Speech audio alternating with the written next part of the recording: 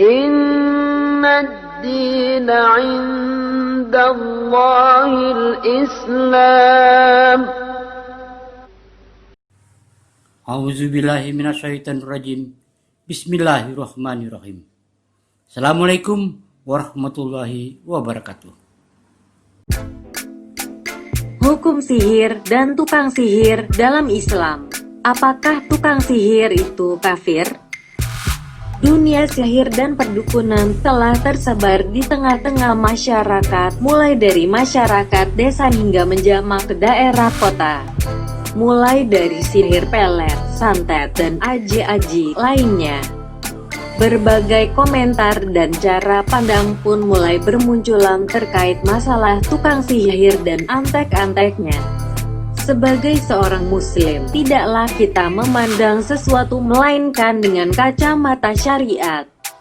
Terlebih dalam perkara-perkara gaib seperti sihir dan yang semisalnya. Marilah kita melihat bagaimanakah syariat Islam yang mulia ini memandang dunia sihir dan antek-anteknya.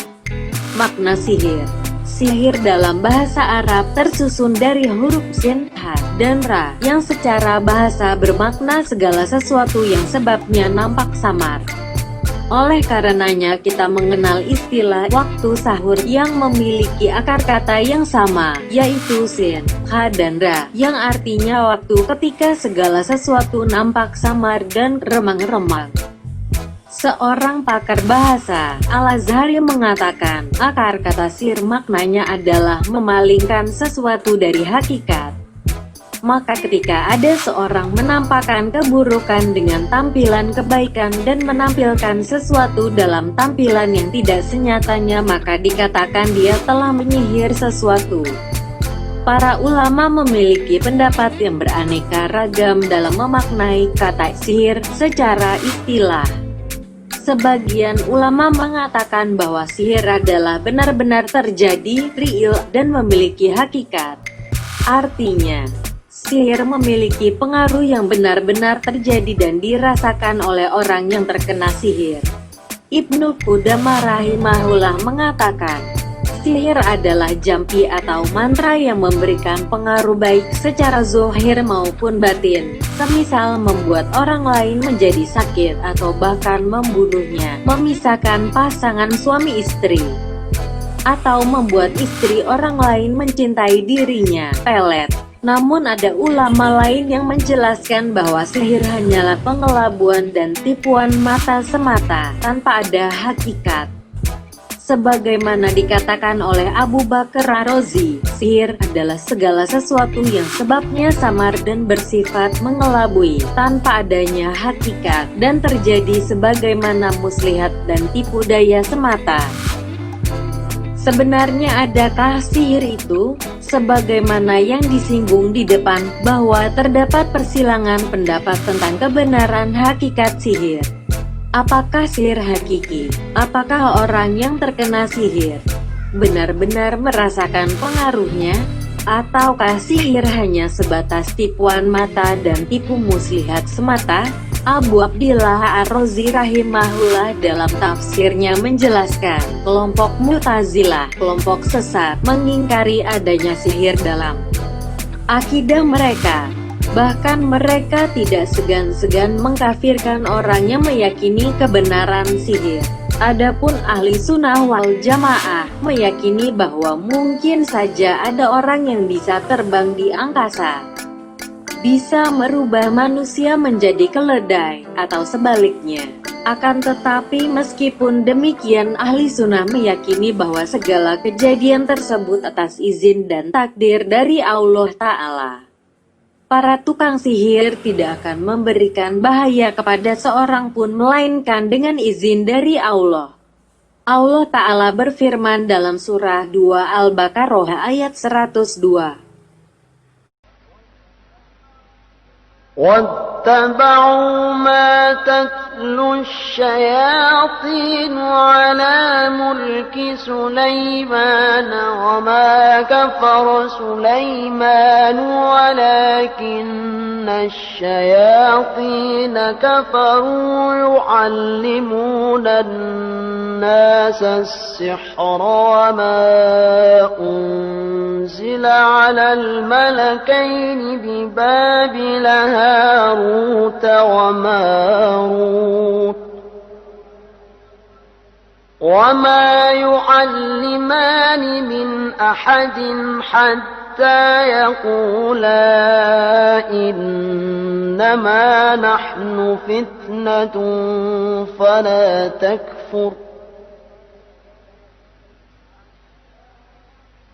حتى يقولا إنما نحن فتنة فلا تكفر فيتعلمون منهما ما يفرقون به بين المرء وزوجه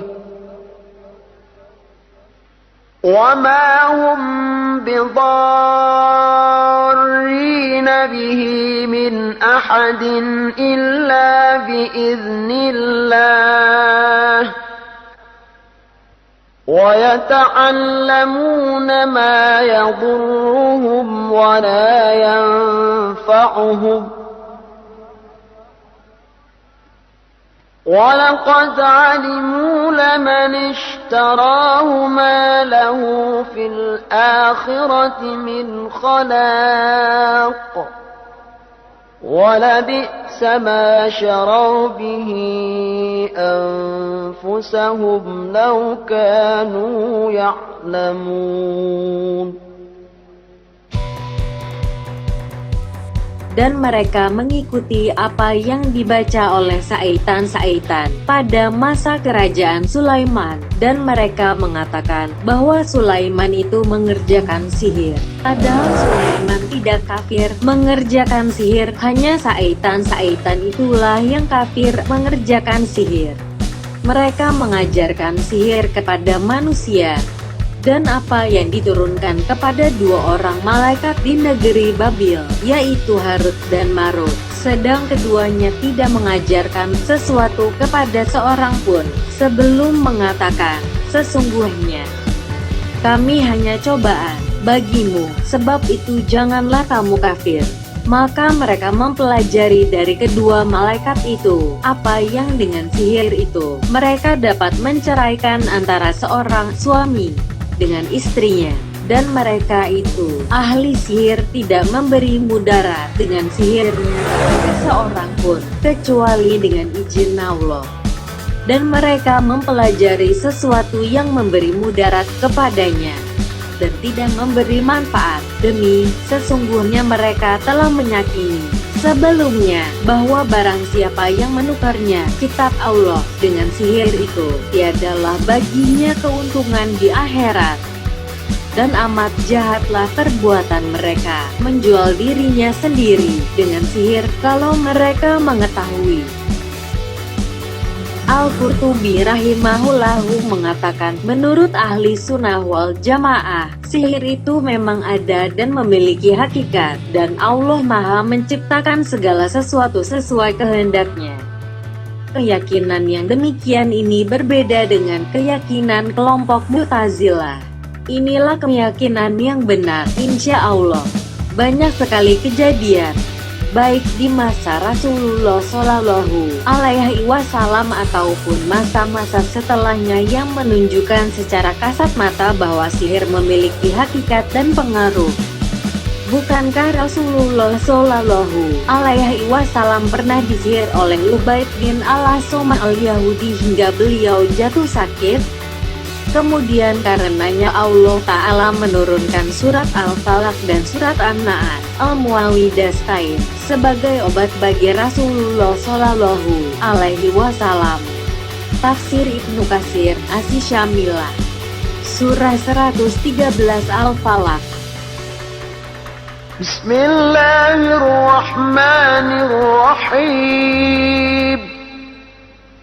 قل أعوذ برب الفلق من شر ما خلق ومن شر غاسق إذا وقب ومن شر النفاثات في العقد ومن شر حاسد إذا حسد. Katakanlah, aku berlindung kepada Rabb yang menguasai subuh, dari kejahatan makhluknya, dan dari kejahatan malam, apabila telah gelap gulita, dan dari kejahatan-kejahatan wanita tukang sihir, yang menghembus pada buahul-buahul, dan dari kejahatan orang yang dengki apabila ia dengki. Surah 114 An-Naas. Bismillahirrahmanirrahim.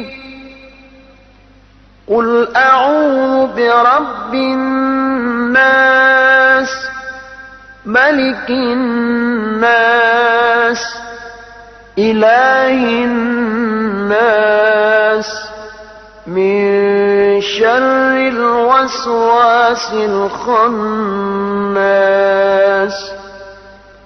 الذي يوسوس في صدور الناس من الجنة والناس.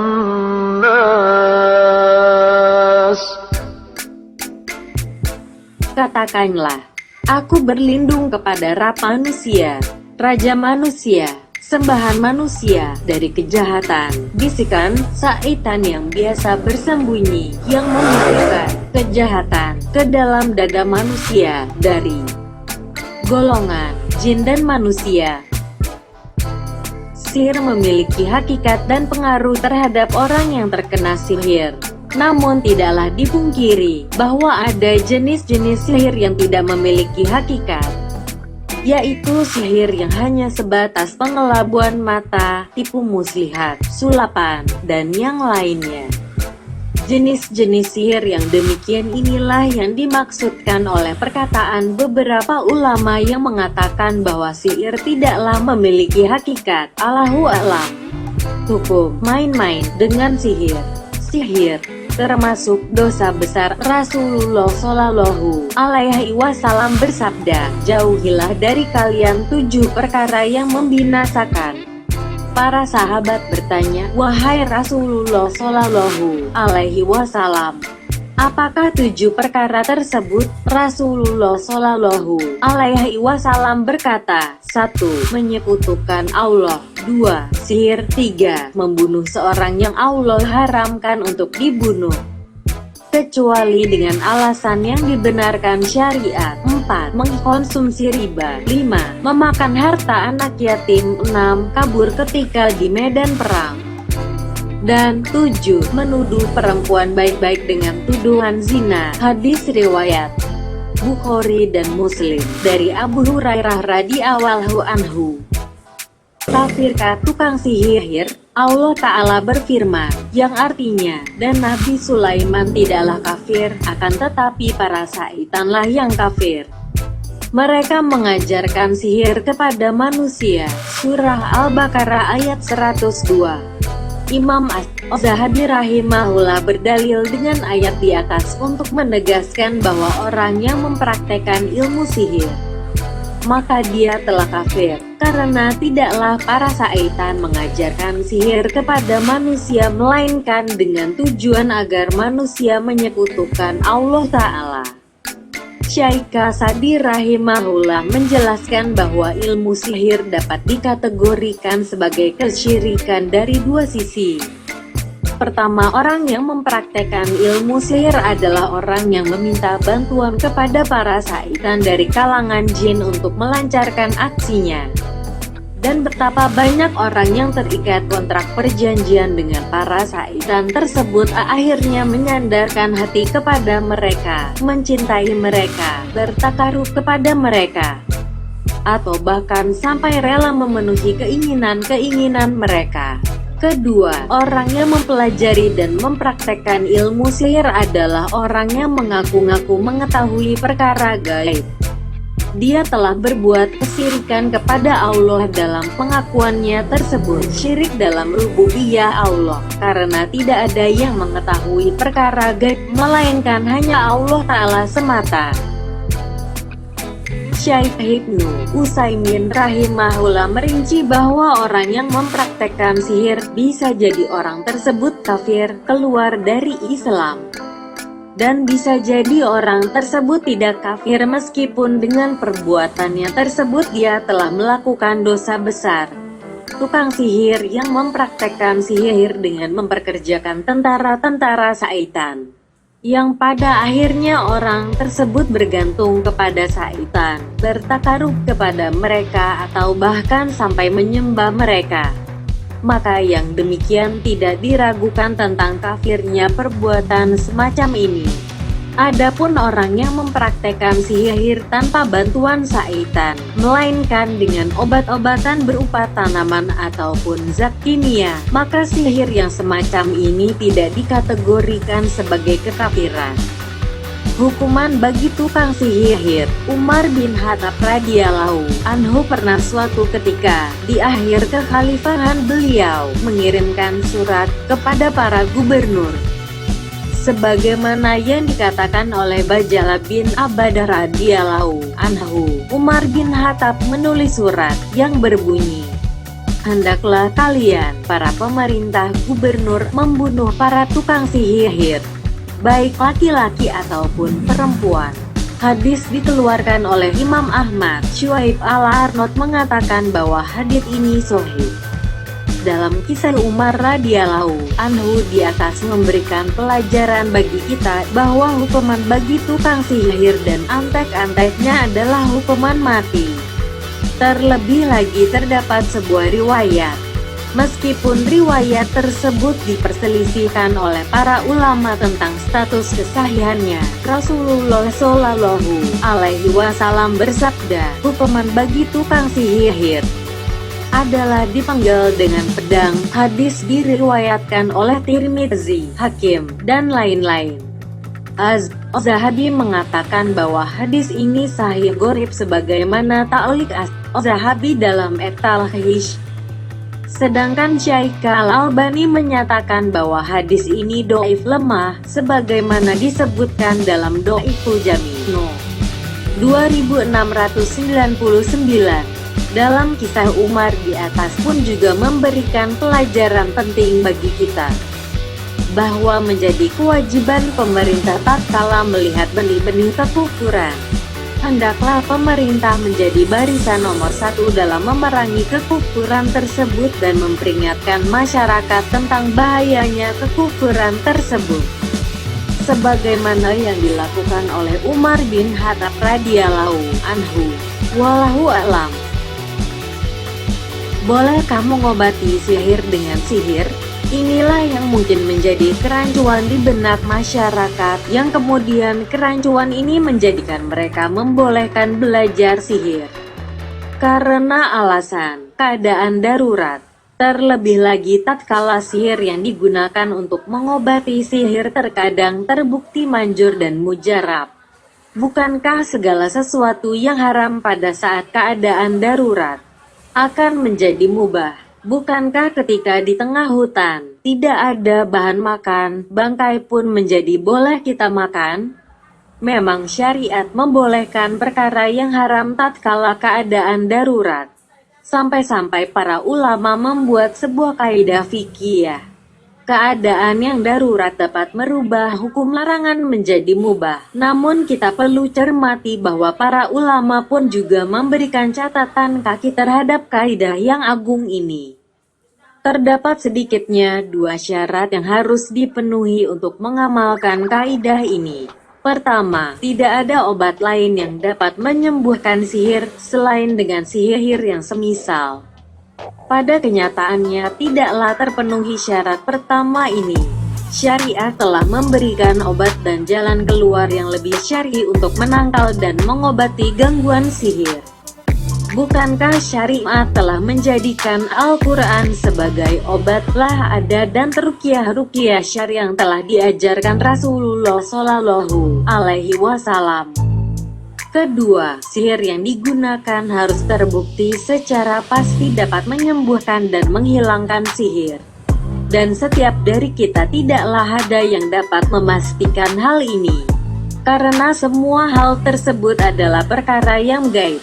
Maka dengan ini jelaslah bahwa mempelajari sihir apapun alasannya adalah terlarang, bahkan diancam dengan kekufuran. Allah Ta'ala telah tegaskan di dalam firman-Nya, dan tukang sihir itu tidaklah menang, dari manapun datangnya. Allah Ta'ala berfirman dalam surah 20 Taha ayat 69. وألق ما في يمينك تلقف ما صنعوا إنما صنعوا كيد ساحر ولا يفلح الساحر حيث أتى. Dan lemparkanlah apa yang ada di tangan kananmu, niscaya ia akan menelan apa yang mereka perbuat. Sesungguhnya, apa yang mereka perbuat itu adalah tipu daya tukang sihir belaka. Dan tidak akan menang tukang sihir itu, dari mana saja ia datang. Syekh Muhammad Al-Amin Asy-Syinkiti rahimahullah berkata dalam tafsirnya, ayat ini mencakup umum.